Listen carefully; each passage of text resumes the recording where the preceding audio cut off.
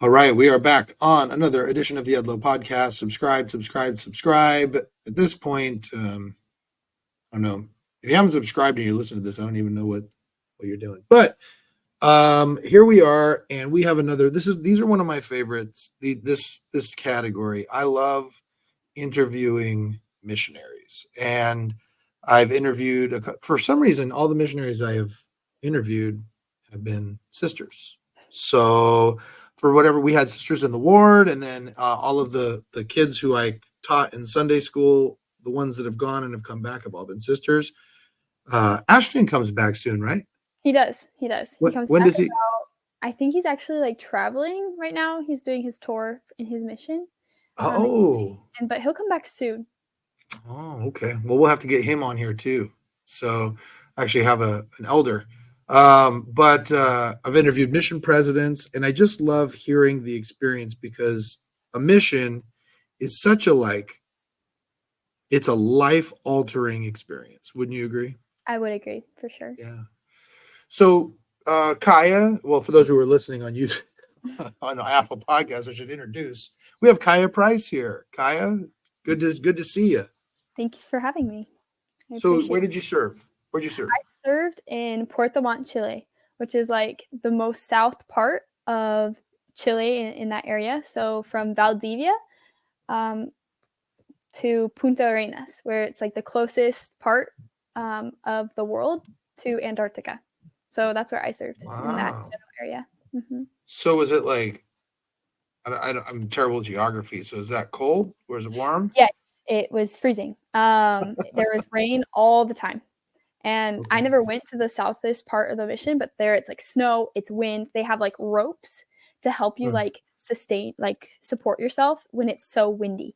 Like it's like, but that's like normal. It's like hurricane winds, like normal down there. But I never got to experience that, sadly. Wow. But sadly. I think it sounds awful to serve there, but sounds awesome to visit there. So yeah. One day. There's something about missionaries, and I was like this too, where we just like glory in suffering. You know, that it's odd because I viewed the mission as both the most rewarding and also most difficult experience I'd had up until that point. Mm-hmm. I agree. I think there were definitely moments where it was just like pure joy. Mm-hmm. And then there were like the hardest moments I've ever gone through. And I honestly believe that there will be some things that I will never experience again. But because of how the mission works out, like that you're put with companions that you didn't really want to be with in the beginning, like I don't think I'll ever put myself in situations like that again. But for the sake of the mission, I had to be. And so it like taught me a lesson I would have like separated from earlier, but here I am. Yeah. Yeah. There's, even for those people who are not members of the church or never plan on being a member of the church, there are so many, in my view, like just great life lessons that I think the only places you could ever learn them would be like the military or on a mission, because like that, exactly what you just said. For those of you who are not members of the church, and you can tell me if it's different because it's been so long since I've been on a mission, but you are not allowed to be out of eyesight really, other than when you're showering or going to the bathroom of your companion, and you're usually with them from 6 weeks to 3 months. Yes, that's completely true. And so let me ask you, so is it weird being home, and are your parent or your family, are they treating you different? No, they're not treating me any different, but I think it helps with like the adaptation and everything. Yeah. But I feel like definitely I'm going on a little bit more trips. I've gone kayaking. I went to the Kings game a couple of days ago, and that was that was like the best one of the year. I missed it. It was a great game. It was really good. I donated my tickets to that game to the girls camp fundraiser, and I regretted it as I was watching the game at home. I was so angry because that was, no joke, that was probably the most exciting game of the year. Yeah, it was really good at the end. It was just like, no. Yeah. So, man, anyway, I was getting texts from John Lewis about how wonderful it was to be there. Anyway, so, but back to you. So, you mentioned there were things that were really hard, positions you wouldn't put yourself in. I found the most difficult thing, and it sounds like you probably the same, was dealing with difficult companions. Mm-hmm. That was pretty tough. Yeah, I would Yeah. 100% agree. Okay. I think there's like a lot of people that you wouldn't have been friends with, or different personalities that, or different ways of thinking that you just have never worked with. There's like, I had some companions at the beginning, it was super difficult to work with them. But like Mm. after we didn't have to work, we were best friends. And so Mm. that was like really interesting for me to see that dynamic of, I can be friends with this person, but working with them is super hard. Mm. Mm-hmm. It was funny. For my mission, the thing that I found really interesting was I was I got along with all of my companions except for the ones that I was training. That sucks. For some reason, I trained 4 times in my mission. Oh wow. Twice I trained while I was a zone leader. I shouldn't say all of them. One of them I actually had a fantastic relationship with. Still love him to this day. Talk to him, every once in a while. Still talk to him. But the other 3, man, they all just had some sort of wiring that was just different, and hard Uh-huh. to hard to work with. Some of them have mental health issues, learning disabilities, things that made it really, really difficult. I trained twice, Mm. and probably some of the hardest experiences were with the people I trained, and I think I know why. Mm. Um, when I trained, I had about a year, like 2 months in my mission. So I was about to Mhm. end, and I had worked hard, I had put in a lot of effort, and I felt like I worked towards those attributes of Christ, of like working on them and developing them. Mm. And when I trained, I was with people who hadn't been focusing on others for the last year. Mm. They were very Mm. much like, they were self-focused. And Mm. that's not a bad thing. It wasn't a Mhm. bad thing for where they were. They were very concerned about their Spanish, or they were very concerned about their teaching abilities, because I Mm. taught a gringa and then I taught a Latina. And Mm. so I like trained someone from the States and then someone from Mexico. Mm. And both of them were very much like, I'm worried about how I will do to help others. But it was Mm. mainly like concerned about themselves. Sure. And it was very interesting to see as time went on, like being like, okay, they're just not there yet. They're Mm. not there yet. They're not able to focus on others completely. Mm. And they're not looking at the Christ-like attributes as something to help them. It's more of like, oh, this is something I have to accomplish so that I can Mhm. be a good missionary. And it wasn't necessarily, it was, I have to be a good missionary, not I have to help these people come into Christ. Mm. I think Interesting.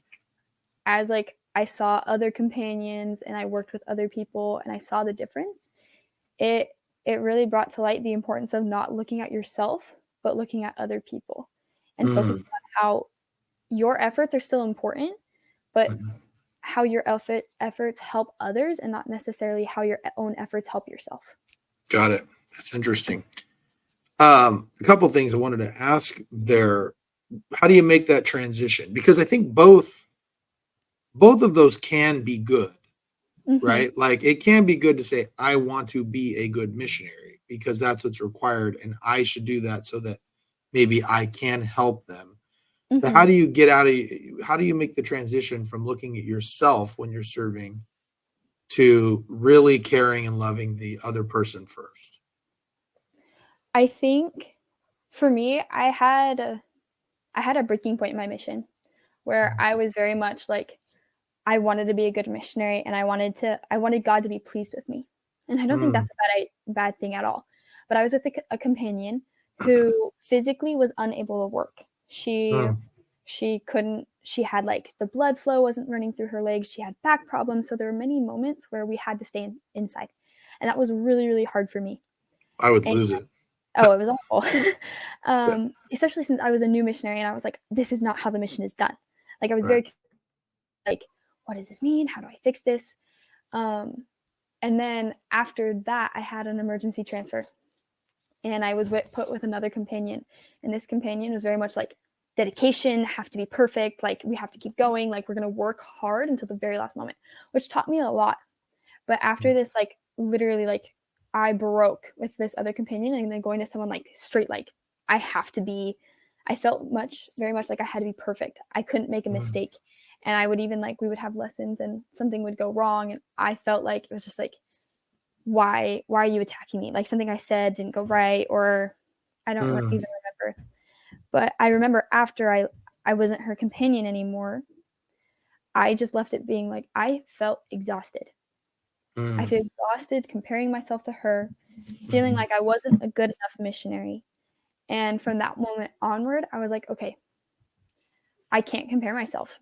I Yeah. have to focus on others, and I have to like I had to raise, I would like, humility is knowing that no one's better or less than you. And so something that I did was I was like, okay, they're here and I'm here as well. We're at the same level. I had to like raise myself because I usually thought people were better than me. And so I had to raise myself and be like, okay, we're all equal here. I'm going to help other people. Like we're all children of God. And when I changed that mindset of that comparison, it helped me a lot. And I stopped looking inward and I started looking a lot more outward. Let me ask you a personal question. Do you find that you are real hard on yourself? Yes, very much so. Yeah. So that is a double-edged sword. As someone who's got a few more years on you, I can tell you that's a double-edged sword, because when you're hard on yourself, you work a lot harder, right? And so you will probably find that you are generally more successful at things you do than some of your counterparts who aren't as hard on themselves, right?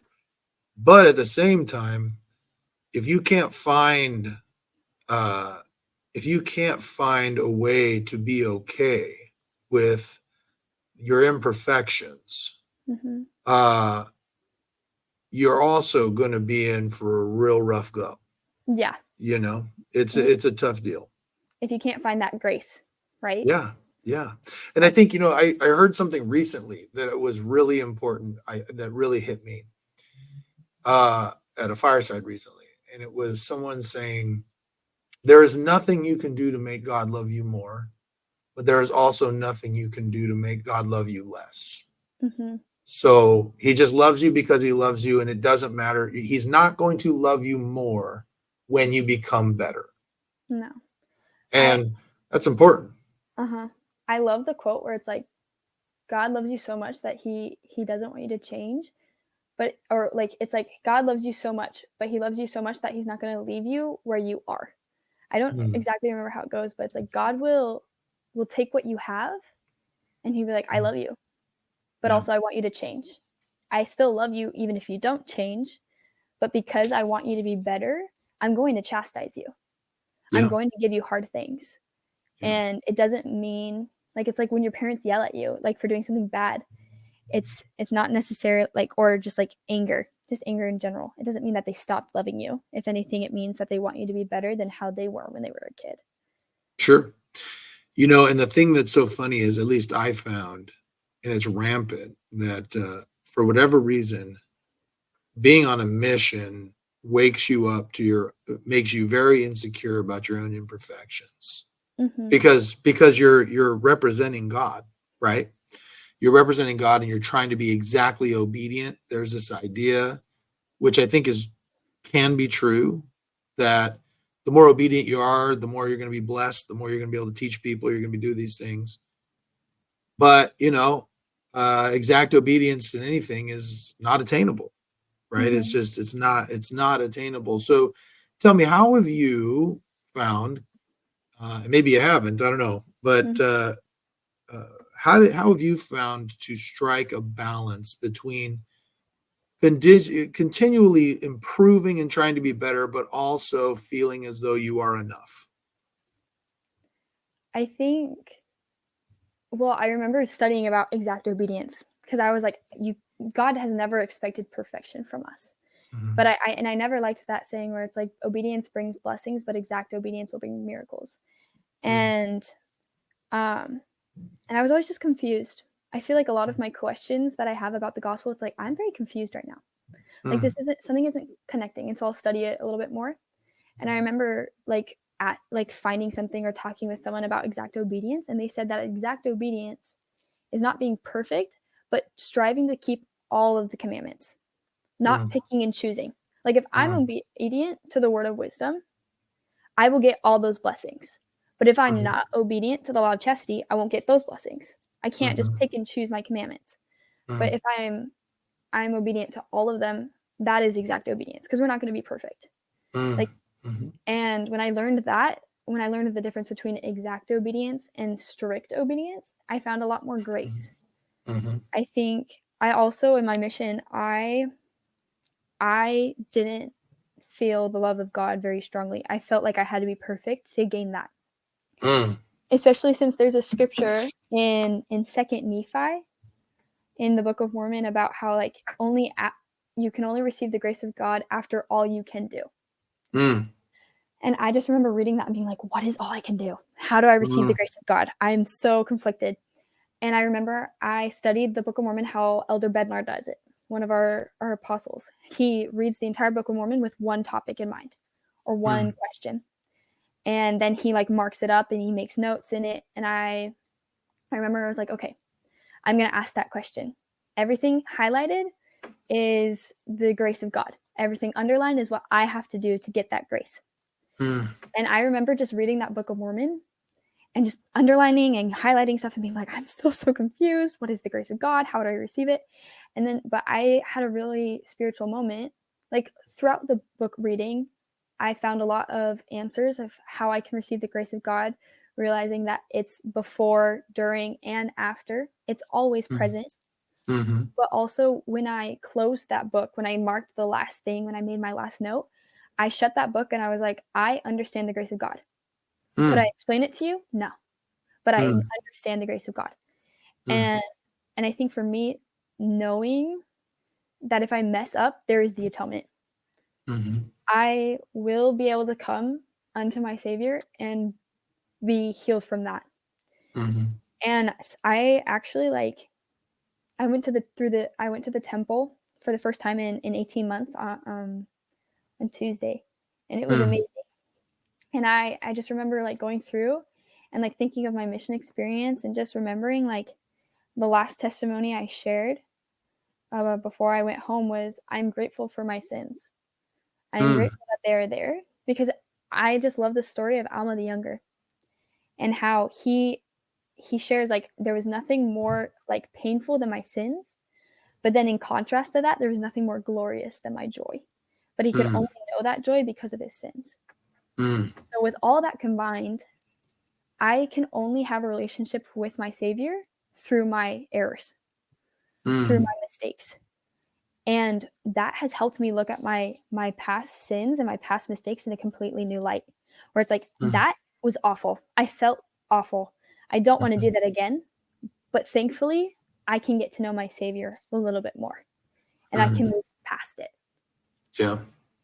That's an interesting concept when you were saying about grace. I think the grace is always there. So when you say things like, what do I have to do to obtain the grace? The grace is always present. I think the only thing you need to do is utilize it. And that just means that when you've done something wrong, truly repent of those things. And, or for example, when you are struggling with something, maybe you've inadvertently hurt someone, or you are inadvertently hurt, that grace is there to make sufficient, to make up the difference. And it's always present. At least that's how I've kind of come to it. The thing that's so important is, I think it's important for everybody to know. I think, and this is I feel a cultural issue within. I don't even think it's necessarily a quote unquote Mormon issue. I think it's Christianity in general issue. Is that is this idea that there is somehow a link between your righteousness and good things happening. And like, I've had this view for a long time, and I've recently kind of tried to get that off of me, is that if things are going well, I must be doing things right. And if things are going bad, I must be doing something wrong. And the thing is yes, there is somehow a link between obedience to specific laws and ordinances and covenants of the gospel and blessings. But that even exact obedience, I mean, you can read the story of Job, even exact Mhm. obedience to the law is not going to save you from bad things happening.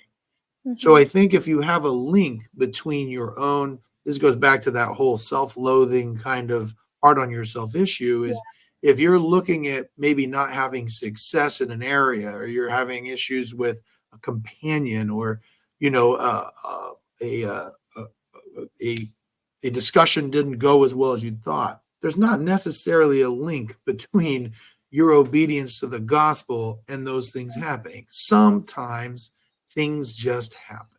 It's true. I Yeah. think we forget about the agency of others a lot of the time, Oh yeah. and that affects a lot. Yeah. You need to answer that? Yeah, thanks. Go answer it. Can you come in and then get out? It's also very weird because it's like I'm used to quiet. I'm used to like no Yeah. one's running around or yelling, and I'm coming back and I'm just like, it's okay.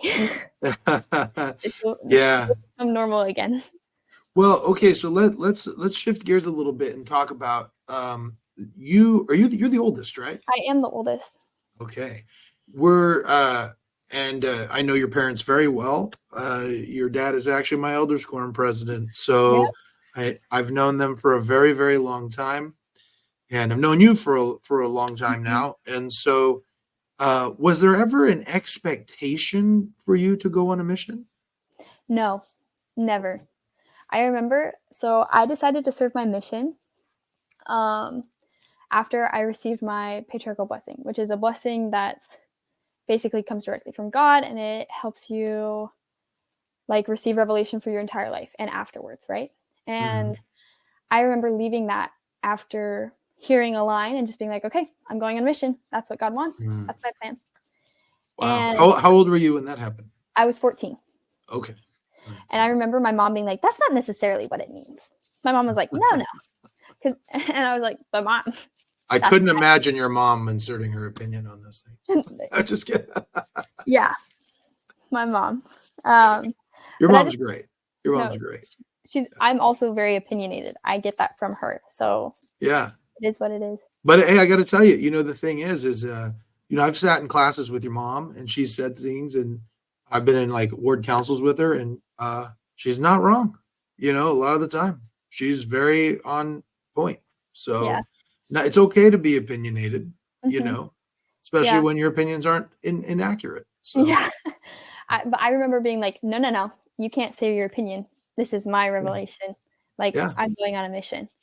Wow. And from that point, like, it wasn't necessarily something that I actively worked on.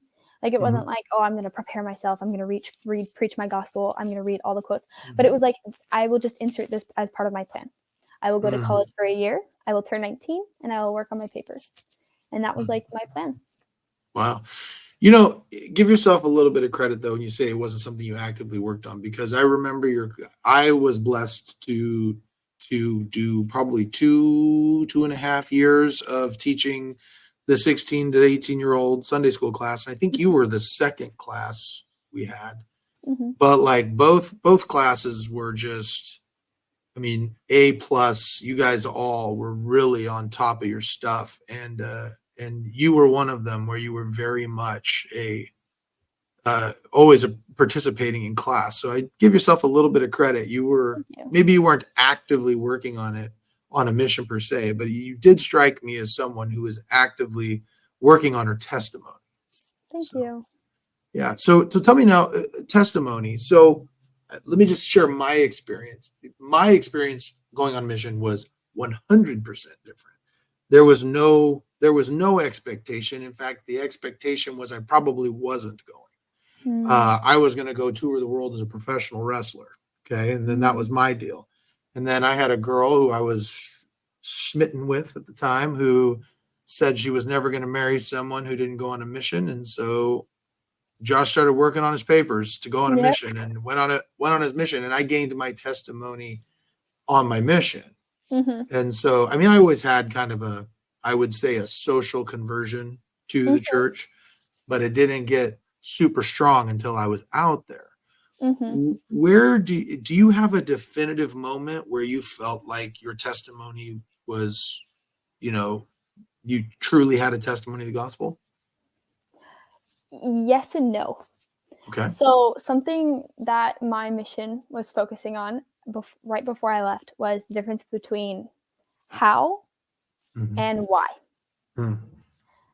And I think when I was going through seminary, I was always the participant. I was like, I'd raise my hand to answer questions, I'd share my thoughts, and I confidently and humbly would say I had all of the knowledge.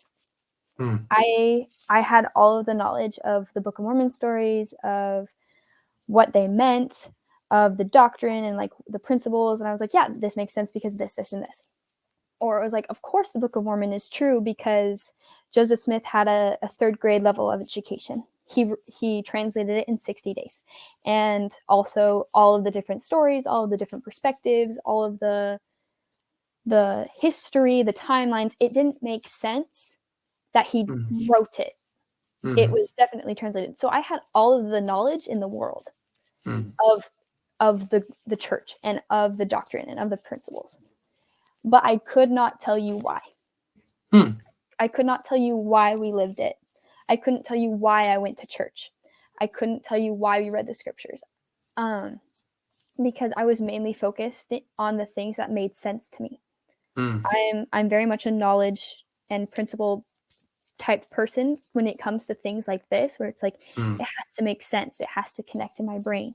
Mm. Um, and so the gospel always made sense to me, Mm. but I didn't really know why I lived it and why Mm. it was fulfilling for me Mm. until I went through these trials and these sufferings on my mission.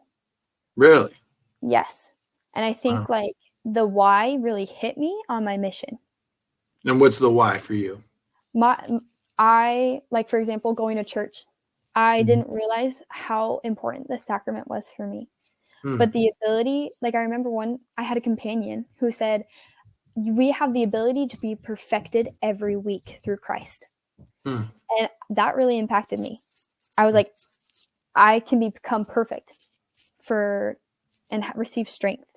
And so Mm. going to church was the sacrament has become something that truly I have felt to be cleansing. Mm.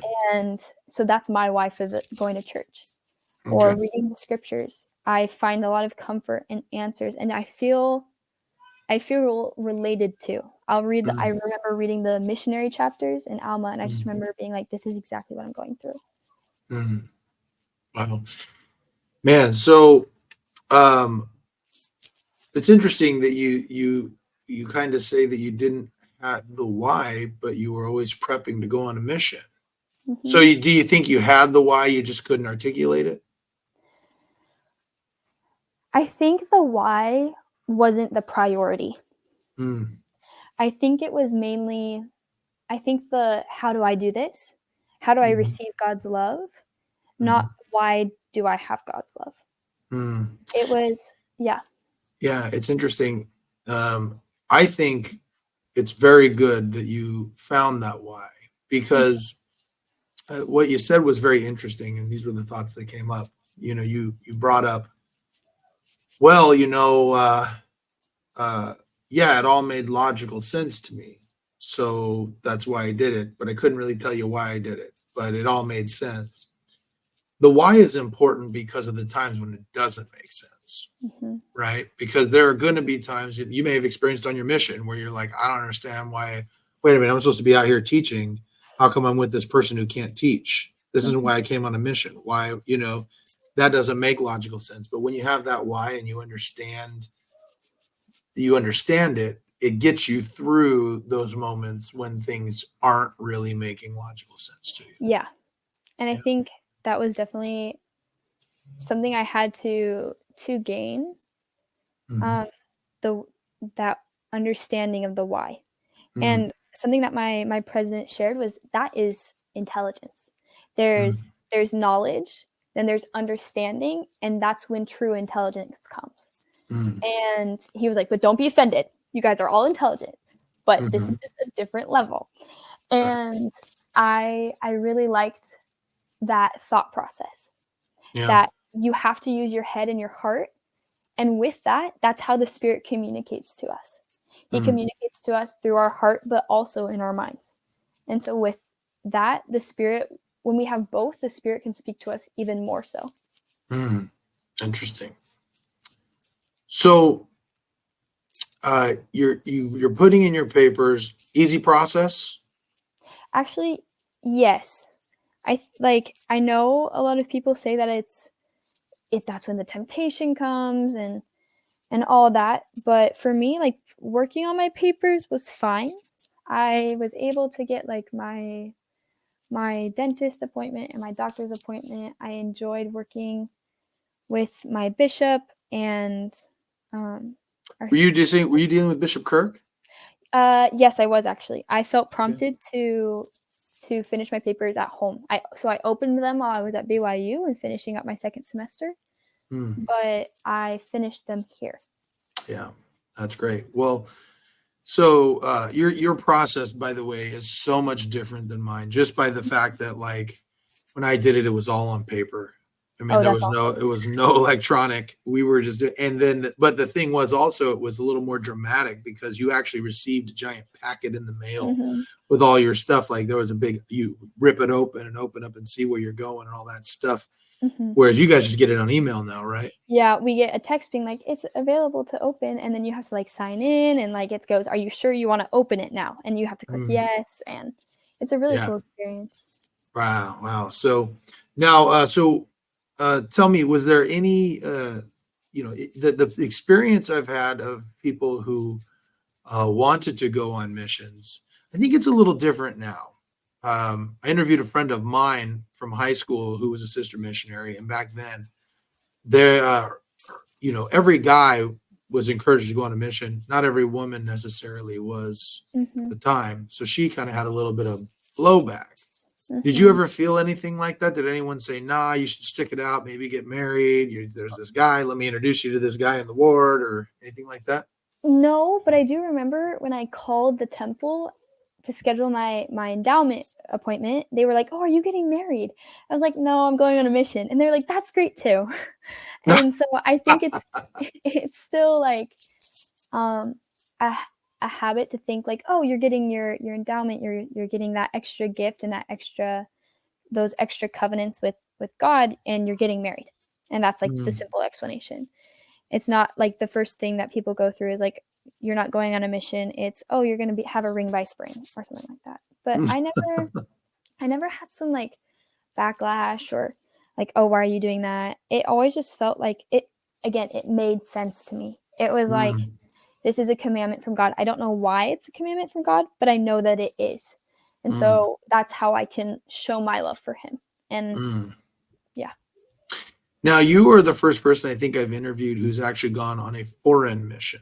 Mm-hmm. So, when you go out there, well, first of all, how long were you in the MTC? I was there for 6 weeks. Oh, So you did 2 weeks at home? yes, I did 2 weeks at home. Okay. And then you go to, did you go to the one in Salt or in Provo, or did you go somewhere I else? I went to Mexico. I went to Mexico Oh, City. okay. Mhm. Wow. Did my MTC experience, I had a good time, but I was ready to go. I was there for 3 weeks and I was ready to get out of there. I think, like, when it was home MTC for 2 weeks, I was like, "I'm done. I don't wanna be on this computer anymore. I hate this. Like, just get me out of here."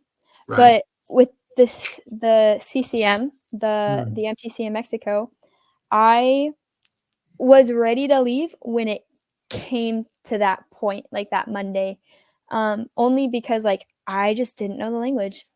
mm, Like, because I felt like it's changed a lot talking to other missionaries who's come in, but, like, the MTC when I was there, it was very much like you learn the language. You don't really learn how to be a missionary, but mm, it's like you learn the vocabulary that you need to be a missionary. But mm. did I know how to really make sure someone has a conversion process? No. Did I really know how to, like, knock a door and, like, be like, "Hi, we're missionaries. This is the Book of Mormon. We'd love to, like, talk to you about it." Yeah. No. I Yeah. learned, like, God is our loving heavenly Father, and He has given us prophets. And I like could like I learned these basic phrases and in Spanish, but that's all I learned. I learned how to piece them together. I learned a little bit of grammar, but it was very much focused on the language, which I appreciated because I think like we did learn how to be a missionary. We learned how to teach a little bit, but I definitely was like not confident in the language. I had a CCM comp who was really, really good at it. And I was just like, I need more help. It's funny. I was just talking to Cole Page at church, and he got his mission call to Washington, D.C. And I couldn't really get a sense of whether he was like hoping to go foreign or not. But I think, it's interesting because all of my friends who went foreign, it took them a good 4 or 5 months to really kind of like get to the point where they felt like they were strong teaching, maybe even longer. Yeah. But when you're English speaking, you're just going to the States. I mean, you just hit the ground running. You're just like all you're doing is just teaching immediately. I mean, we didn't have any language at all in the MTC. It was just all feeling the Spirit and teaching by the Spirit. It's really great. And so I think it's just a different experience. Going now when you get foreign, your first companion, were they English speaker or were they just like Latina? It depended. I had some people who their first companion was a gringa, but I started with a Latina. So she was from Argentina. Thankfully, people from Argentina have like an accent, and they usually like say anything that has like the Y sound, like a sh sound. But thankfully, my companion did not have that, so I could actually understand her. But I just remember like the first week and a half, it was like Google translate. It was like, this is what I want to say, and she'd be like, yeah, and then she'd send a message. But we were like literally like side by side. Wow. Yeah. So how long did it take you before you kind of started gaining a little bit of confidence in the language?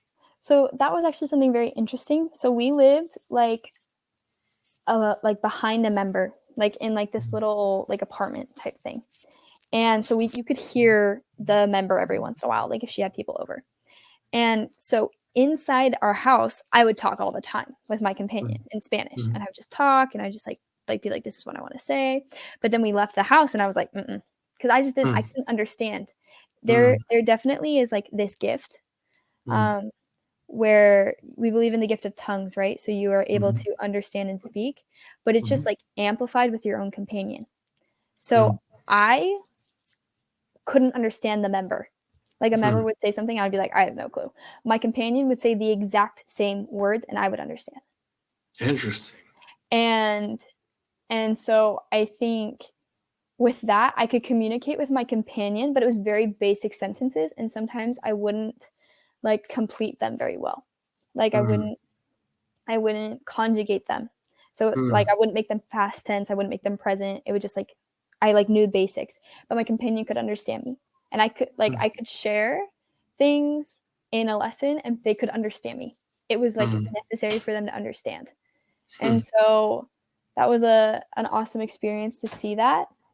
But there were many times, I don't think I got the language fully until about like, I want to say 7 months.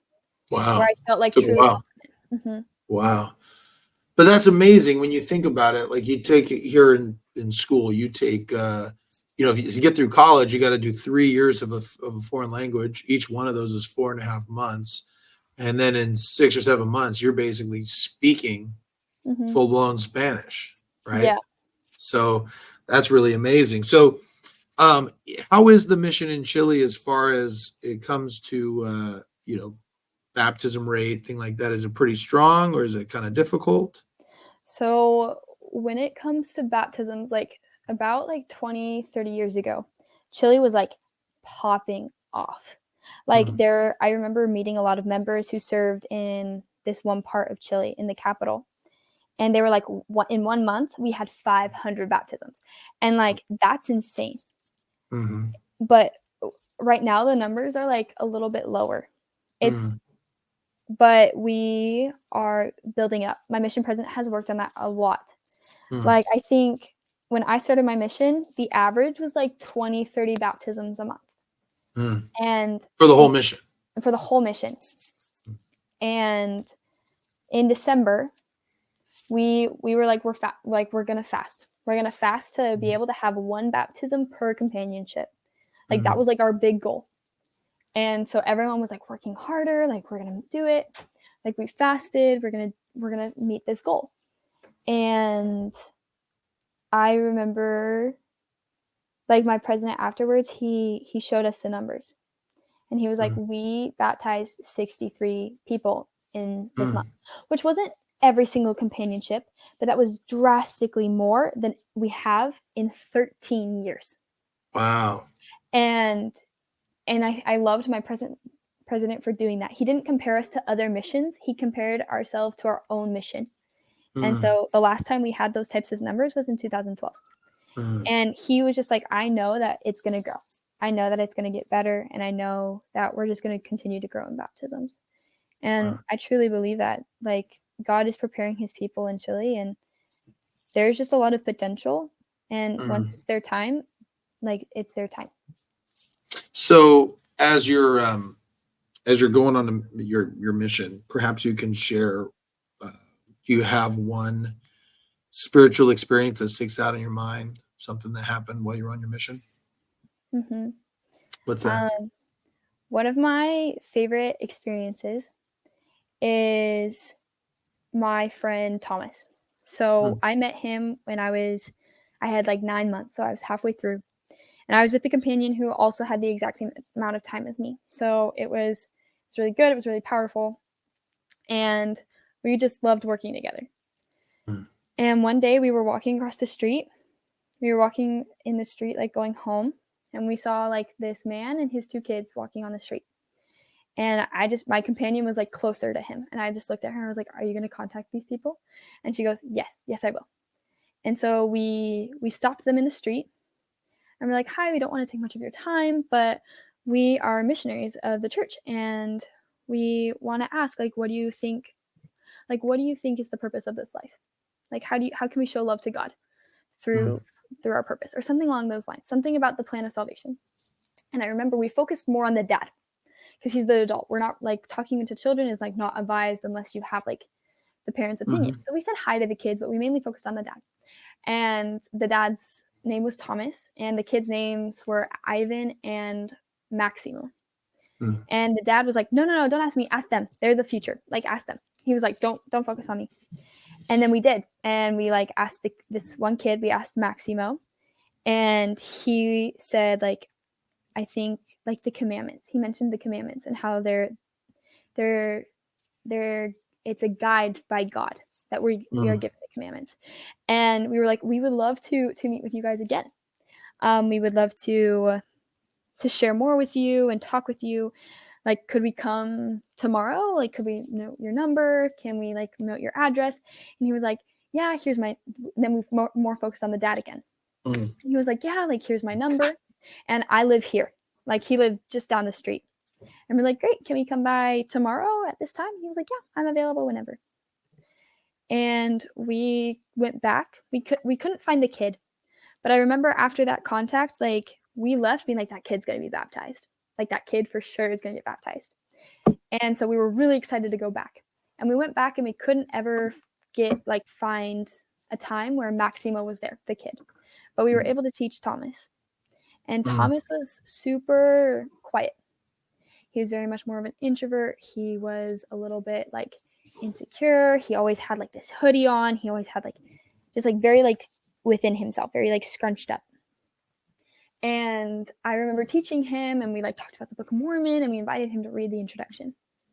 And then the next week we came back and he was like, yeah, I read the introduction and I'm on chapter 3 of Nephi, which is huge. Like, most people don't read that. Like, it's very much, oh, I just read the introduction and that's it. But he continued. And that was like something very, very big. And we were like, oh my goodness, he's progressing. Like, we'll invite him to church now. And so we invited him to church, but he said, I don't know yet. I don't know. But as time went on, we realized it was more like fear of like the social event. He didn't want to be judged. He didn't want to like, he wanted to be perfect. He was like, do I have to dress nicely? Like, how do I do this? And we're like, it's fine. Come as you're comfortable. Like, it's great. But every time we would come over, like he still hadn't come to church yet, but he would be reading the Book of Mormon. And we would always go with something planned, but then he'd ask us questions and we were like, throw the plan out the window. We're going to focus on your questions. And I remember just teaching him about the atonement a lot. And just being like, you don't have to be perfect. There is a way to find God's grace. There's a way to just feel his love. There's a way to be saved and to find that love.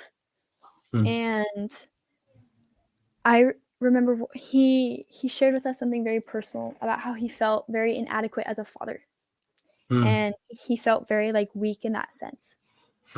And that he wanted to change and he wanted to be better. And I remember like feeling very like prompted to say, I invite you to repent, which is not something I've ever said before. Like we believe that inviting people to repentance is just like coming to church, reading the scriptures, doing things that will change you. But I felt very prompted to like, I invite you to kneel down and repent of your sins and repent of your mistakes, because I know that will bring you peace. And I remember I did that. And then he came to church for the first time. And it was like, yes, he came to church. Like, and I just remember him saying like, I felt so much peace. I found like, it feels like I'm home. And from that point, he's never missed church. Wow. And how long ago? So that's been 9 months now, huh? Yeah, that was like 9 months ago. And he like, I think from that point, he's only missed church once, and it was because he was on vacation. Wow. Like, and I just remember like, as time went on, the hoodie like came off. He stood up more straight. He like looked, he glowed. And he wasn't even baptized yet. But I loved teaching him and seeing the atonement. And I think that's why for me, like Thomas is very special, because I could see the atonement work. I could see the change that the gospel, reading the scriptures, did for him. And then I left. I was moved to a different sector. But then he was baptized in December. He was one of those baptisms in December that was a miracle. Like he was one of those 63. Wow. And I was so grateful because first off, like I found him. I helped him get to church. I put him on date to be baptized, but it like fell through. Something came up. And I remember just when he got baptized in December being like, I fasted for that. Yeah. Even if I couldn't get a baptism in that month, I knew that I got my baptism through him. Yeah. Like, and he was someone very special for me. Yeah. And just watching that change. That's awesome. I remember having the same thing happen. And it's always kind of a bummer. I don't know if you got a chance to go back and see the baptism, but you always hear about them later on. I saw it on Zoom. I saw it on Zoom. So that was like, I remember walking to someone's house and just being like, I get to see it. That's awesome, man. So now I don't know if this is the same in Chile. I know at least here and in some of the European missions, there's a lot of people who hear a lot of things about the church. You know, there's some church questions about her church history or something of that nature. While you were down there, did you hear anything like that, and how did you handle it? I think there was a lot of people that we would find like taxi drivers, like Ubers. Like there was a lot of like things like, oh, but you guys are the ones who practice this or do that. And we're like, no, we're not. Like, we don't do that. So I never like taught someone who had those problems. But they would come up in like just other interactions. Or like there were a lot of knocking doors and they'd just go, They wouldn't tell you anything. They would just open their window and just go, nope, we're good. And it was like, great, bye. But there wasn't a lot of issue with church history. But there were like some questions. I remember getting the question a lot about the people who read like the Book of Mormon, being like, why was Nephi allowed to kill Laban? And it was just like, that's a hard question to You're like, answer. I don't know. You just needed to die, you know? Yeah, it was more like, well, he wasn't willing to give the scriptures over, and it was just like that conversation. But it was Mhm. interesting, like Thomas was asked that question, and I answered it, and he was like, "Oh yeah, that makes sense. Like Mm. without the scriptures, we would lack that knowledge." But then another person I taught, she was just like, "Nope, you're a sinner. Like that was just temptation. Like no, this was wrong." And I just remember her looking at the Book of Mormon and yelling at it, and I was just like, "This is such a weird interaction, but it's okay." So Yeah. I think when But it comes wait, go ahead. I was going to ask you, speaking of weird interactions, what is the funniest story that you have? Like, what is the weirdest thing that happened while you were on your mission? Weirdest thing. I think the weirdest thing that happened was like, so in my mission, there's this island. It's called Chiloé.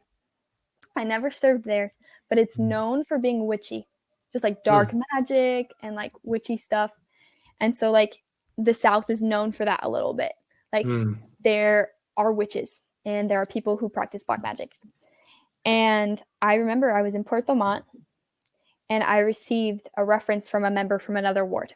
And mm. they were basically like, I have this friend. She's a witch, but it's okay. Like she's a good one. And we were like, I was like, I don't really want to teach this person. I don't feel good. But the member was like, how did it go? And like the missionaries were like, you should really go teach them. Like this is a reference, like from a member. That's what works the best. And I was like, okay, that sounds great. So we went and we entered the house and it was just covered in like Harry Potter stuff and like Lord of the Rings. There was like a fake human skull, and there was this like a bunch of other books and stuff like that. And then she started to explain who she was. She was a part of this religion called Wicca. Mm, mhm, And so it's like a legit religion of witches. mhm. And she was like, yeah, we like go to the forest and we like pray over a fireplace and we like talk to our gods. And it was just like, this is great. And like very much like not feeling very safe, not just like feeling very weird and off, like intrigued, sure. But and it was like, this is interesting. Like I didn't believe that people actually believed this, but like interesting. And I just remember being like, yeah, I work for basically the FBI of Chile. And she's like, yeah, when they know that someone's died but they can't find the body, they'll talk to me and I will like see their ghosts and I will direct them to their body. And like Wow. she gets paid for this. And I was just like, okay, maybe. And I was like trying to be positive. I was like, oh, maybe that's like a gift from God. Like this is okay. Like just me trying to look for like Mhm, hope. Because I was mhm. already in this house. She was like, yeah, come in. And I was just like, okay, like it's gonna be fine. Like great. And I remember like we were like, we would love to share a message with you about Jesus Christ. And that's when like the environment like changed. Mm, It was just like we don't believe in Christ. Like I don't like your commandments. Like that's like basically they looked at commandments as taking away our agency. It's like God didn't mm, want us to have agency. He wanted to take it away. That's why he gave us commandments. And then they also started talking about how Satan was like the good person. He tried to save us from having commandments because he wanted to save us and give us agency. And it was just like this twisted up doctrine that wasn't true. And that's interesting. they asked a lot of questions that I whatever my answer was, it was incorrect. It was like, "Oh, so you're saying this then?" And I'm like, "No, I'm not." And they're like, "Oh, but you are." And it was Mm, like I would try to speak, but then I would be interrupted. I mhm, remember even one time like this, and there were two witches. So it was me and my companion who was I was training. So she didn't speak a lick of Spanish, didn't understand anything that was going on. And I just remember there were two witches, and one of the witches like asks me a question, and I literally was like, I'm not even going to answer because I know that you're going to interrupt me and you're going to talk in 3 seconds. And that's exactly what happened.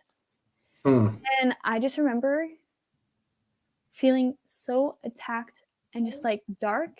And I just was like, what do I do? What do I do? How do I leave but not offend them?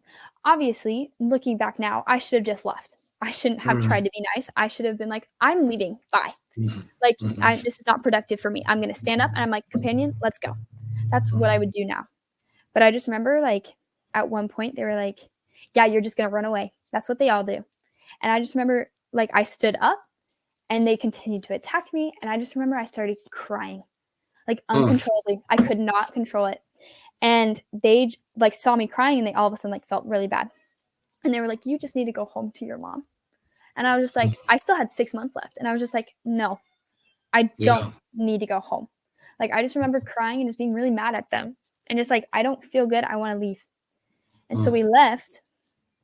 And thankfully, like walking home, there was a member close by. And I was able to get a blessing. And it was, looking back, it's hilarious now. Like, it's also a fun mission story. It's like, I taught a witch. Like, I forgot that experience. But it, in the moment, it was just dreadful. It was just like, yeah, you know, it's funny hearing this story. First of all, I had that exact same scenario with a Christian minister. Okay, so it doesn't necessarily have to be a witch to be doing that stuff. no. The thing that came to my mind when you said that was what the Savior said in the New Testament about not casting your pearls before swine. Mm-hmm. And that sounds pretty derogatory. It's funny how Jesus was pretty direct. Some of this stuff, kind of radical in some of the things that he said. But I think what that means is if people aren't listening to you, stop talking to them and watch what they're doing. If you watch what they're doing, they are not listening to understand. They are listening to refute. They're listening to argue. They already have their mind made up. It's very true. That, I mean, I'm sure if you look back, and I can look at several lessons I taught on my mission that were really a waste of time, you know, and that's what that was you were never going to convince them of anything. You were only going to give them that's why it didn't matter what you said. They always said, oh, you're saying this. They're trying to twist your words. You know, and that's a good lesson, not just for being, you know, the interesting thing is a lot of the lessons I learned on my mission have completely translated to real life. And that's one of them.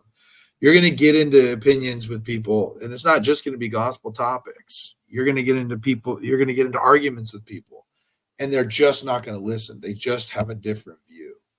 And, you know, it's hard as an attorney who is trained to argue my case.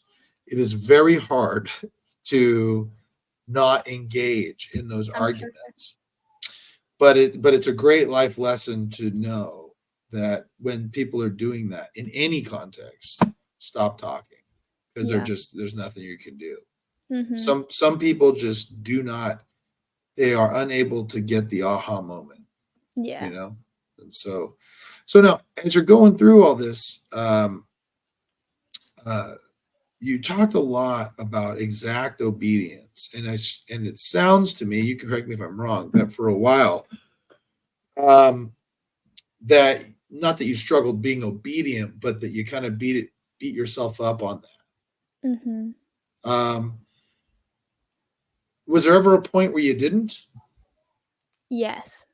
Okay, and how did you get away from that? I think the reason that we have obedient, like, commandments is to help us or to help others avoid mistakes. Like, they are truly a protection and a guide. And I remember being with this one companion, and like our president told us to have comp study before we had personal study, which would mean that we had to be in the house until 11 o'clock, because we were like a 7 to 11 mission. And so at 11 a.m. we were still in the house. But our mission had a rule of leaving the house at 10:30. Obviously, that was impossible because our mission president gave us another different advice to help her.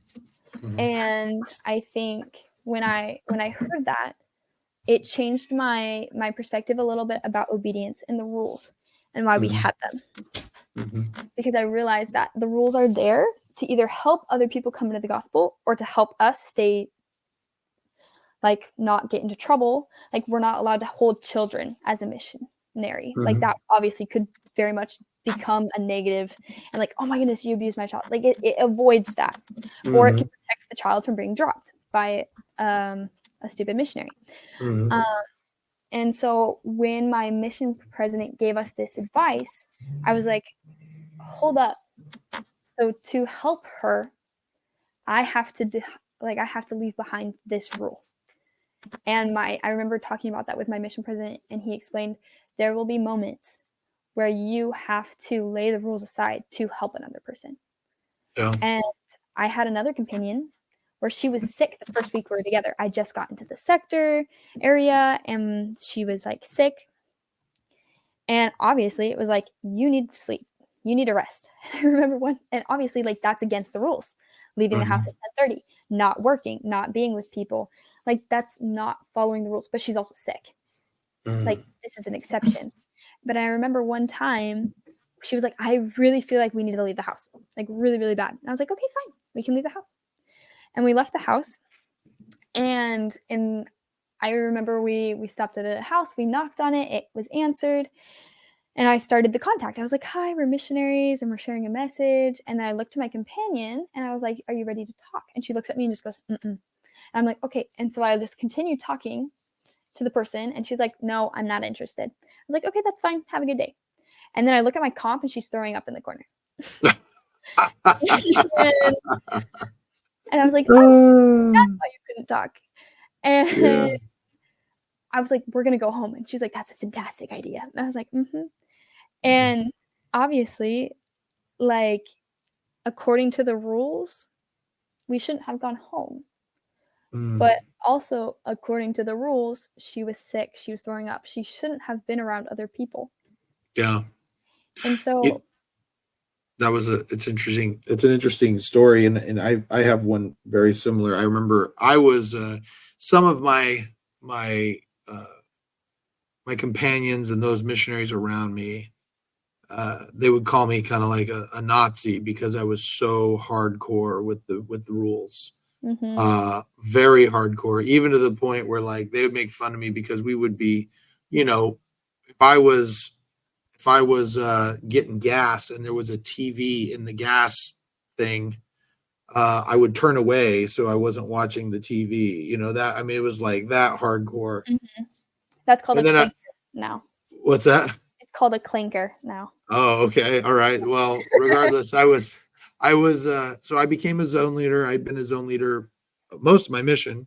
I Mm-hmm, became a zone leader at 10 months and then I was in two different areas. And when I got to my second zone, all the missionaries were together and we had been doing some service on a preparation day.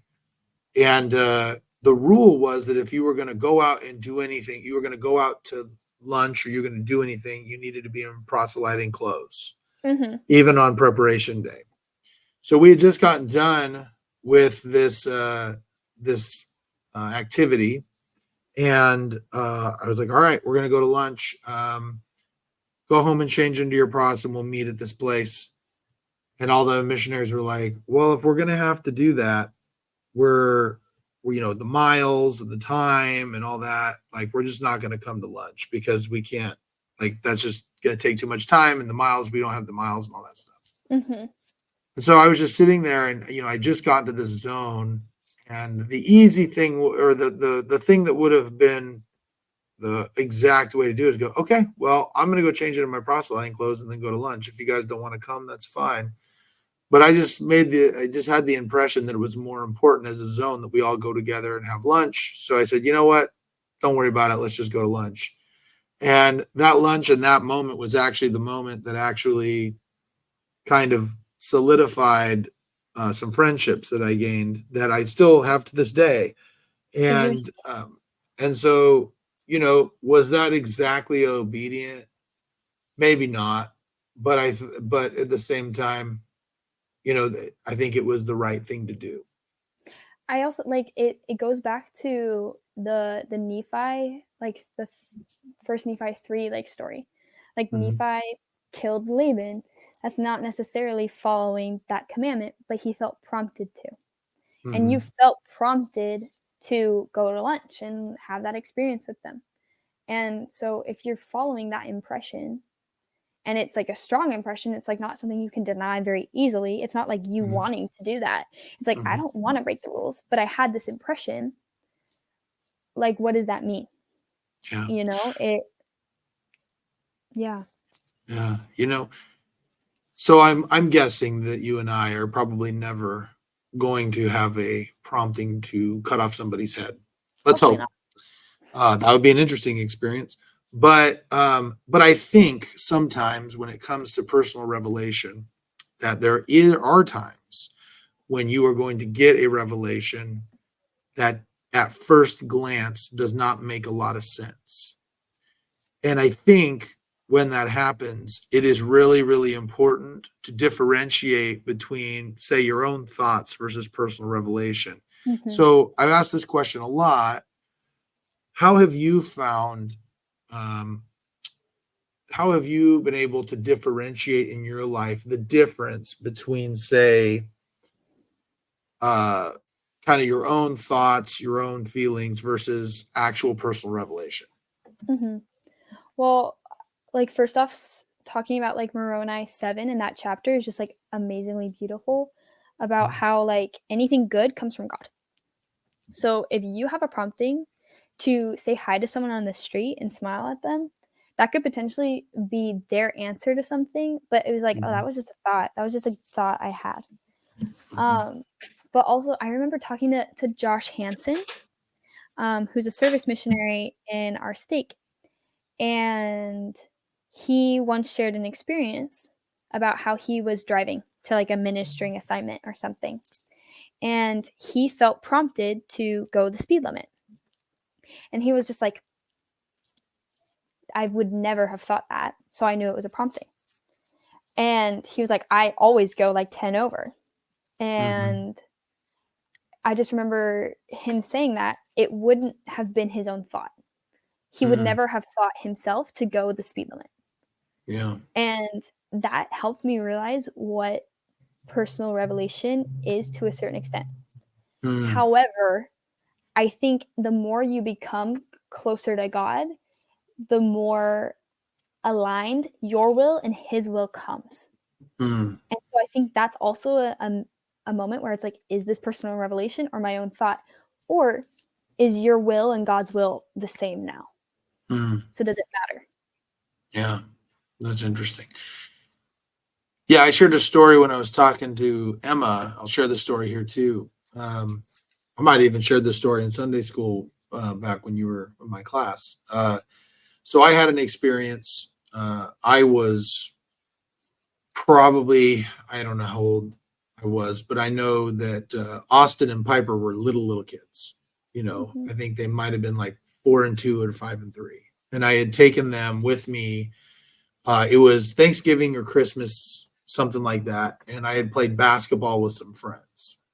Mhm. And on my way home, my mom called me and said, "Hey, I need some stuff from Rite Aid. Can you stop by Rite Aid because we need this stuff for dinner?" And I had gotten the kids some donuts and they were running around like crazy. They were just sugar high. And I was like, okay, I'll do it. And they were just acting like banshees in Rite Aid. I mean, like absolutely insane. I couldn't keep them, within my arm's length. They just anything. And a guy I knew from my ward who hadn't been to church for a really long time was there. And I saw Mm. him down the aisle, and I got the distinct impression you should probably go say hi to him, right? But like these kids were just insane, and I just was like, you know what? I don't got the time. I don't have the patience right now. I'm gonna buy my stuff and I'm gonna go. And I left. And then that Sunday, I was in ward council, and a sister was in ward council with me, and they were asking for a missionary moment. Mm. And she goes, I have one. She worked in a dentist's office. And she's like, on this day, a guy came into my dentist's office, and it was the same guy. And Mm. she said, and I stopped him and I said, "Hey, good to see you. It's been a really long time." And he said, I've been thinking about it. And I've been wondering whether I should come back to church or not. It's interesting that I saw you. And they had a whole Mm. conversation. And she's like, and he's coming to church today. And I Oh. was like, I felt so stupid. I was like, that could have been my missionary moment. right? Obviously, God is going to do his own work, right? Mm-hmm. But at the same time, I was like, it was a lesson for me that was not a coincidence. God wanted me to be somebody to encourage him. Now, would it have made a difference in whether he came or not? I don't know. But I definitely, that told me that the experience was not by coincidence. Mm-hmm. So Emma said something really interesting too. She said, um, you know what? If I feel prompted to do something and I'm not sure if it's my own thoughts or not, I just do it anyway Mm-hmm. and see what Yeah. happens. So go ahead. You were gonna say something? I was gonna say, like, I think also it just proves that, like you said, like God's work will prevail, but it's, will we have those spiritual experiences or not? Yeah. Like, maybe in the end all be all, he wouldn't have gone to church, but you Mhm. could have had the Spirit like testify and be like, this is how I talk to you, and Mhm. you are gathering Israel. Thank you so much. Yeah. And That's so true. So true. So tell me now, you've been home for a whopping what, 3 days, four yeah, days? 4 days. Yeah. Okay, so you're fresh off the boat or plane, I suppose. Um, and so tell me what well, but actually, let's back up a little bit. Uh, is the term trunky still real? Is that still a thing? Yes. Okay. So for those of you who don't know, trunky means that you're basically sitting on your trunk, you're ready to go. You got your bags packed and you're on your way out. Uh, Now, my opinion is that every missionary, by necessity, becomes trunky towards the end. They have to be, but it doesn't necessarily always affect their work. Yes. What time frame did you start thinking more about home? I think, like, thinking about home like happened in the last 6 weeks. But there were definitely some Mm, moments like talking with like other missionary friends, being like, mm, "Oh, are you gonna go to BYU? Yes, like where are you gonna work?" Like the fun conversations, like, "Oh, we're gonna mm, hang out after the mission. This is the vacation we're gonna do." Like it was more like those fun things, but it was like, yeah, and then you move on. It wasn't like mhm, a that's a reoccurring thought. And that's mhm, like, oh, I can't wait to go home and do that. I think I became trunky when I bought stuff for my family. Like, that was my mm, most trunky moment when I was like, "I have to buy souvenirs." mm, And but it wasn't like a bad thing for me. It was very much like, I mm, want to bring Chile to my family. How do I do that? mm. Yeah. And however, I wouldn't say I was thinking of home, but when I had 3 months left, I got extremely tired, like, Mm, very tired. Because I never like felt tired during the mission. It was very much like a you wake up, you go. Like that this is how it works. But mhm, I became like fatigued, especially in like mm. the last month where I was just like I need a nap. Like Yeah. I cannot function. I can't. Right. And that also helps me with like the exact obedience because I truly felt if I don't sleep, I will not be able to work. I won't be able Mhm, to function. So I won't be useful. Like, it was mhm, like I didn't feel like I would be in the right spot to receive revelation. I I didn't, and that actually frustrated me a lot to the point where I mm, asked for a blessing of healing, mm, and that actually helped me a ton. I didn't have to take a nap anymore, and then I talked to my mission president, he was like, "You probably have a sinus infection." And I was like, "Oh, okay." That's why you're like, so he was like, get that checked out when you get home." I was like, "Okay, sounds great." mm, Um, but So I think I think the tiredness though is again a gift from God. Being like, mm, you are ready to go home. Thank you for mm. serving me with all of your heart, might, mind, and strength. Because if I didn't do that, I wouldn't have been tired. Yeah. And No, so that's so true. Yeah. and so I think like that tiredness was actually like very much a blessing. Yeah, I remember being about a year out and saying to myself, I want to crawl on that plane. I want to know that I gave everything I got. And boy, was I tired at the end. I mean, I struggled. That last few weeks was so hard for me. Mhm. Just physically so Yeah. hard. And because yeah, when you're running, I mean, people don't. For those of you who are not members of the church, it's. I mean, I don't know. It sounds like the times are a little different in your mission, but for me, it was 6:30 in the morning till 10:30 at night. You're go go go go go go go go every day. There's no stopping.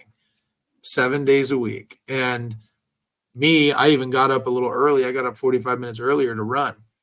So it Mhm. was like it was a tough go. And so now you're home. So what are your plans? What's next? I'm looking at a lot of job options. Mm, I want to, so I'm a psychology major. And mm, so my plan is to try and get a job based off of that. mm, But if I can't, like that's also fine. mm, But definitely that's like kind of the priority. And but also I want to take some time to get to know my family again. Like a year and a half. mm. Like I'm different, they're different. And so I have a lot of vacations planned with my family. There's a lot of cousins getting married, and so that's all super exciting for them. And I'm excited to just like gain a lot of new friends and see where life takes me. Yeah. Yeah. If I could give you any advice, you know, and this is something that I've been working on recently just because of things going on in my life, is to not be attached to an outcome. Hmm. I think every missionary comes home and they've got a view of what their life is going to be like, right? Yes, I I'm going think to come so. home, I'm going to go to BYU, probably get married in the next year, start having kids. This is what I want to do for my job. This is where I'm going to be in Hmm. 5 years. Blah blah blah blah blah blah blah. This is where we're going to live, Hmm. and some of those things are going to happen for you. Some of those things are going to happen, and then there's going to be some things that aren't going to happen. Even some of the things you really really want to happen are not going to happen, and all Hmm. throughout your life God is going to throw you curveballs, lots of them, Yep. and you're going to be like, "What do I do with this?" But what I tell all the missionaries when they come home, when I talk to them, is your your testimony is probably on fire right now, right? Like you are probably very very much like dialed in, grateful for everything. You got your whole life ahead of you. You haven't had enough. Your life hasn't beat you up too bad yet, right? And so just Yeah. remember how you're feeling about you. I heard your testimony, although it was in Spanish, on Sunday, and I could feel it. Just hang on to that, right? Hmm. Because it's very easy when things are going well to have that spirit. It's much harder when things aren't to hang on to it. Yeah. So Hmm. now let me ask you a couple of questions as somebody who's come home. If there's somebody out there who's thinking about going on a mission, what is your advice for them? I think I would recommend them to go to the temple sooner. Hmm, I went through the temple for the first time like a month before I left. But I hmm, would recommend doing it sooner and just having more experiences in the temple and gaining a testimony of the temple is would be I think would allow me to just recognize the power of God more in my life. Um I would also highly recommend just like reading chapter 6 of Preach My Gospel, which is hmm, the attributes of Christ and just hmm, being like recognizing the good things of Preach My Gospel and how helpful they can be. hmm, But I think another advice, not even advice, but just a comment that I feel like I would have liked to know, like more clearly and more like thorough. Like I remember hearing it'll be the highest of highs and lowest of lows. But I didn't hmm, really like understand that. I was like, yeah, like the mission, it's great. It's going to teach me a lot. But like, yeah, of course it's going to be hard. But hmm. I don't think it's talked about how hard it truly is because it feels like 5 years of your life put into a year and a half, two Yeah, years. Like you're given these trials because you're with a new companion, like every like month, 3 months, 6 months, and you live with them 24/7. Of course, there's going to be trials that you wouldn't experience in a month's time, while in real life it would have been like months' time. yeah, And so I think knowing that the mission is supposed to be hard and it will be good for you. yeah. I think like just like Joseph Smith's like experience in Liberty Jail is the mission to a certain Mhm. degree. Whereas like who are you compared to the like Christ? You Mhm. will suffer like he suffered, and that's not a bad thing Yeah. because it will bring you closer to Christ. Yeah. Hate to say this, but it's true. Um, you learn more from the trials that you have in life than anything else. You learn about who you really are. You learn a Mhm. lot about your weaknesses, your strengths. You learn a lot about things you need to work on, things that others need to work on. Mhm. You, yeah, I mean, it's going to make you a better parent. It's going to make you a better spouse being on a mission because Mhm. you're going to understand conflict resolution. Yep. Hopefully, you get the Mhm. right person, right? Um, and but it's not just that too. I mean, if you think about it, is definitely the highest of highs and lowest of lows because it's the highest of highs because you get to bring people to the gospel. I can think of specific people whose lives I remember having an investigator in South Bend, and if anybody knows South Bend, South Bend's very segregated, just naturally. Everything south of a Notre Dame, at least back then, was projects. Urban area, people of color projects. And everything north is rich, predominantly Mhm. white Catholics. Um, and so we spent a lot of time in the projects. Mhm. And we ran into a family that were living in the projects, were really struggling. And in 3 weeks, well, the thing that was interesting was we knocked on this one lady's door trying to just teach this one lady, and it just wasn't working out to the point where finally this other woman opens the door and says, "Can you come in here?" And we go in there and they go, "I see you coming in there all the time, and I know that's not going to work, but I've been wanting you to come over here for a while." Oh, that's And awesome. and within 3 weeks, her and her live-in boyfriend had gotten married, and they both got baptized. Wow. And then she had all of a sudden decided that she was going to go to school to get out of the projects. Wow. And this was like probably like 4 months left. I stayed the whole rest of the time, and Wow. I still keep up with her. She's on my Facebook. She's a Facebook friend of mine, and That's awesome. and and you know, so I see you get the opportunity to see the gospel actually work in someone's life and improve it. Mhm. But just like Jesus, just like every prophet and apostle in any scripture you read, there is a lot of rejection. And there is a lot of people who don't follow. And there's a lot of people you see fall away. And you have companions and friends and loved ones.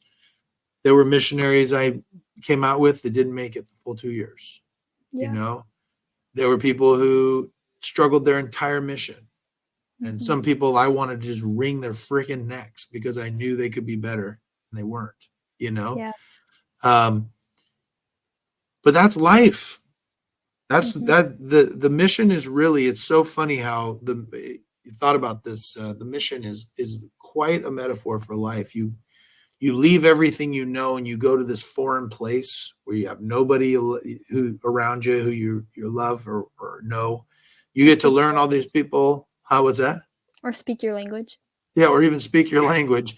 And then you learn to love all these people and you learn well, you have all these experiences and then you go back home, right? Yeah.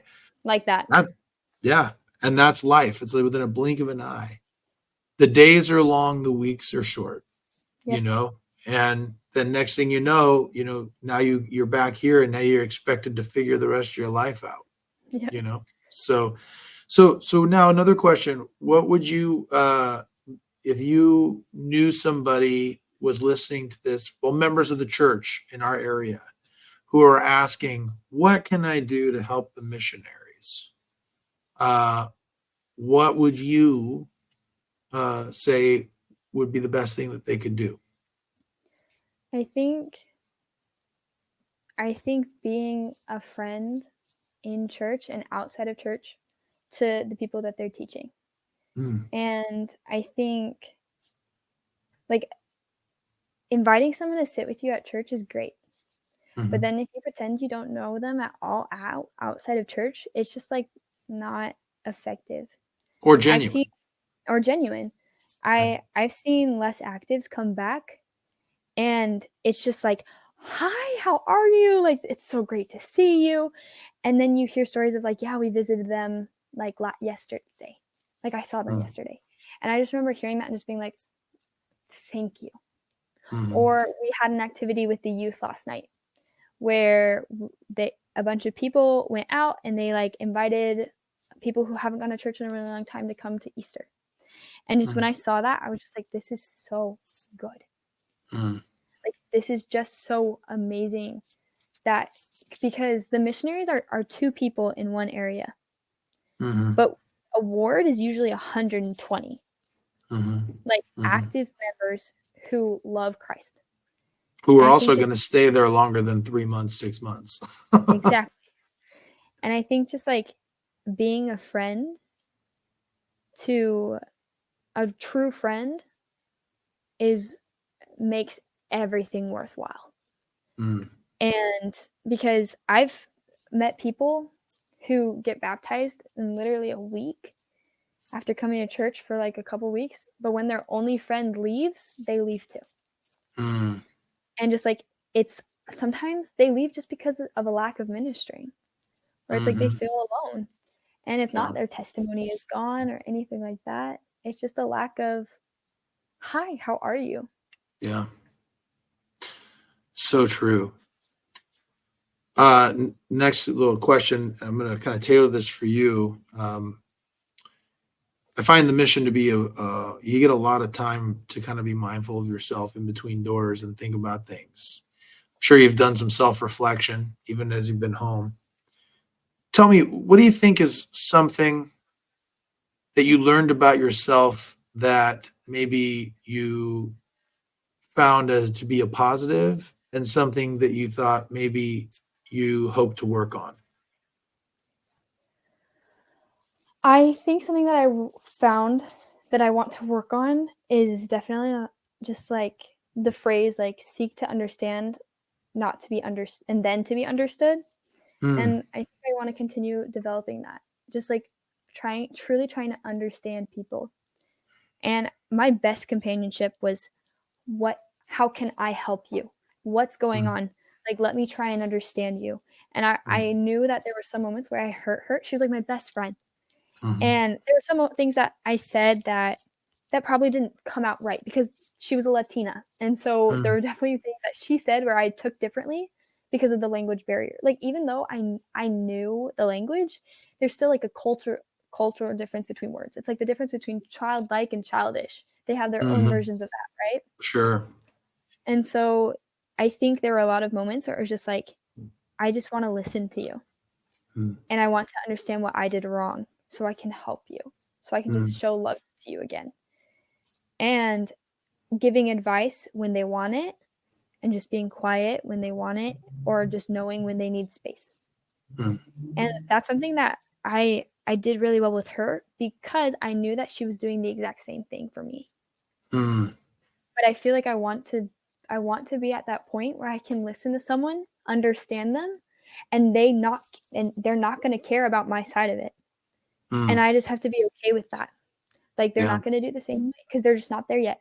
But I want to be able to have that empathy with them. And I think something that I did gain was just something I learned about myself that is good, that I know is good, is I think just like the dedication and the hard work that I learned on the mission that I had. That it's, as long as that like stays there, it'll be okay. Like, not to have the mindset, oh, everyone else goes in active, I'm going to go in active too. Just have that mindset. If I work hard, everything will be fine. Yeah.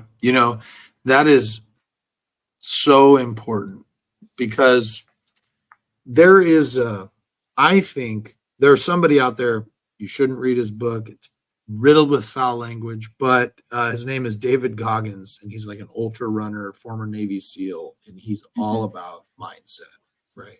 Mhm. The man is a savage. I wouldn't recommend you do what he does, but he says that your brain has a governor at about 40% of its capacity.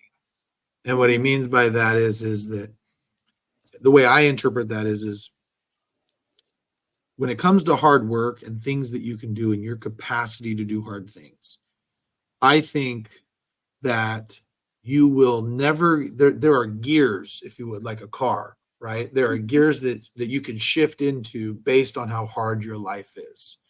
But Mhm. there is a gear that you cannot get to until you need to. And then once you've hit it, you can always hit it, right? So the mission is incredibly hard and really helpful for you because you probably had to hit a gear that you wouldn't have had to hit if you just continue to go to BYU. So now you know you can do hard things, right? Yes. What's going to happen is later in life, as you continue to get through, there's going to be harder things, and you're going to be building upon those building blocks and Mhm. learning, oh wow, I have this capacity.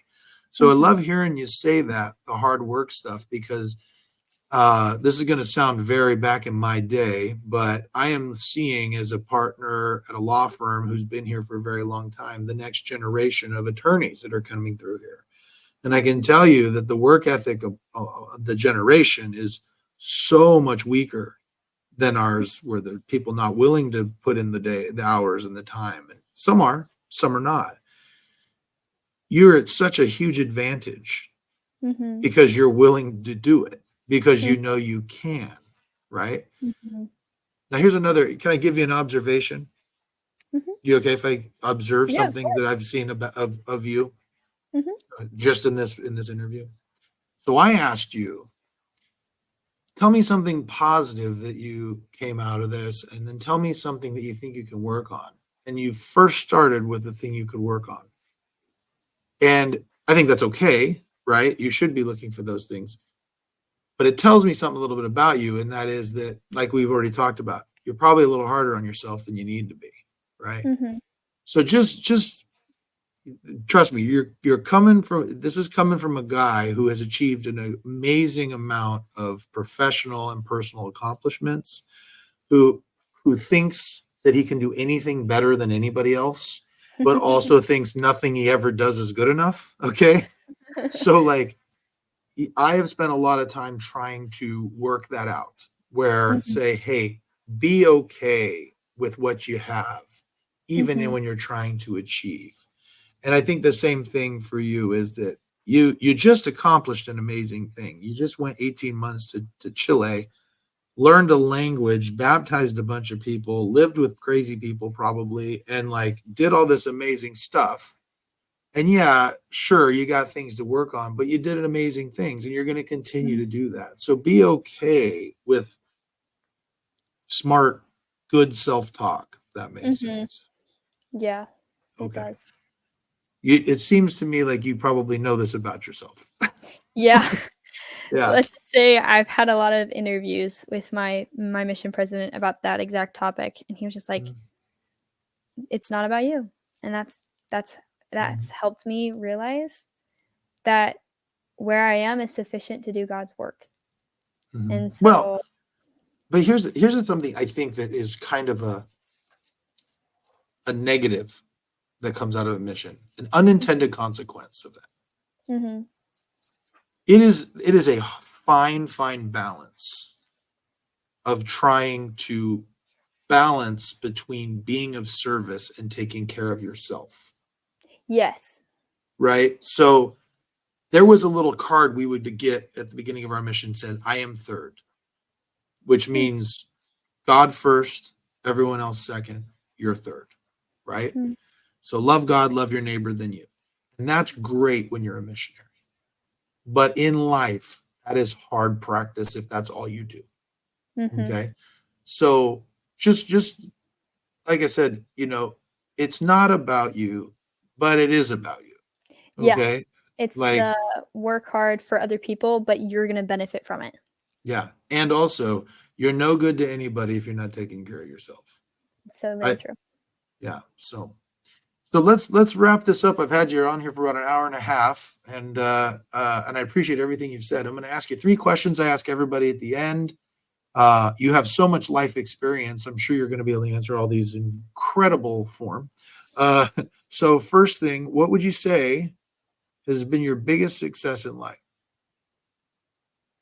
My mission. Yeah, I figured that's what you were going to say. Pretty easy. Yeah, Yeah.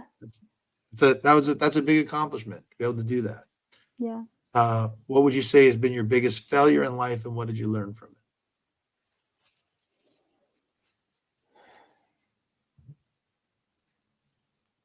I think in high school, my biggest failure was thinking too little of myself, and that took away opportunities for me. Hmm. And I also think I am very opinionated, but if I thought that someone was more deserving or better than me, I would be quiet. And I'd be like, I can't speak up for myself because they deserve this, or they are better than me. My biggest regret is not doing a sport in high school because I was like, I am a weak human being, not thinking that I could gain that strength to be able to do that sport. And I think that's my biggest failure, not realizing that I had growth to do and that wasn't something bad. You ever heard of the expectation effect? No. Okay, so I'm probably going to butcher this. Someone, if they listen to this, is probably going to be like, that's not exactly what the study said, but I think the gist of it is true. So there have been a couple of studies done.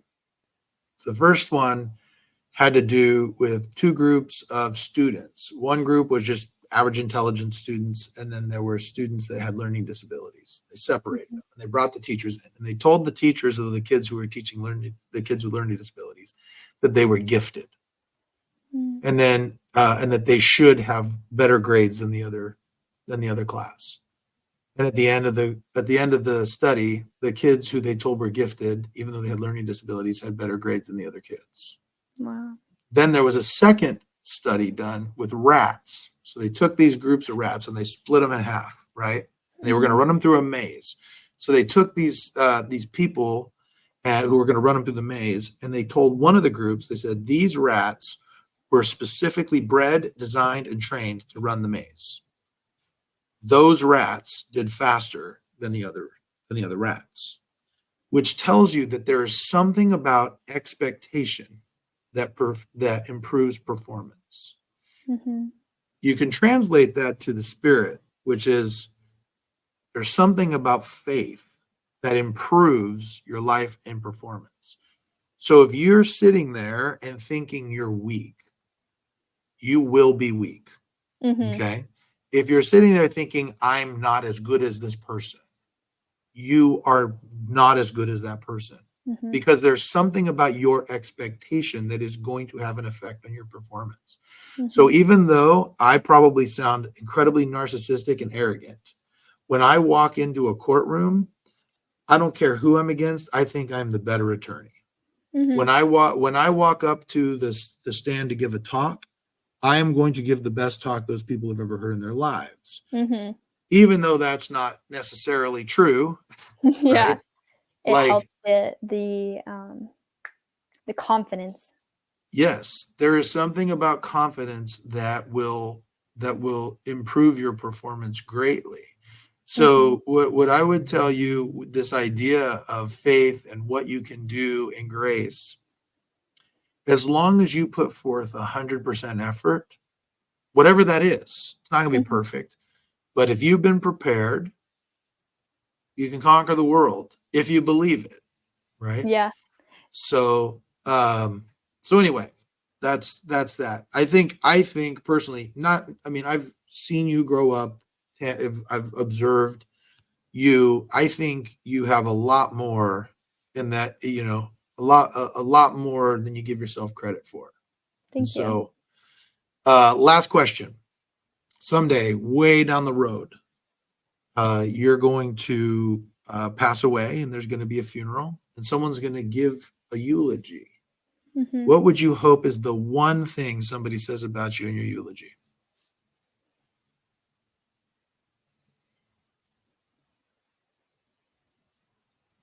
that I used the knowledge that I had and the passion that I have to help other people, and that I constantly was trying to serve God and focusing on how I could help him, serve him, and therefore the other people around me.